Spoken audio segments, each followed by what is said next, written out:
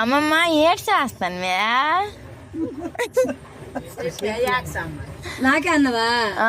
అయ్యో ఏడు చేస్తాను అమ్మ, వాన పడుతుంది, ఎదలు చల్లలేదు, ఏడు చేయమని సరిస్తాను. అలా భాగ్యం కదే పని ఏంటి ఉండదు, తినేసి గోరి బదులాగా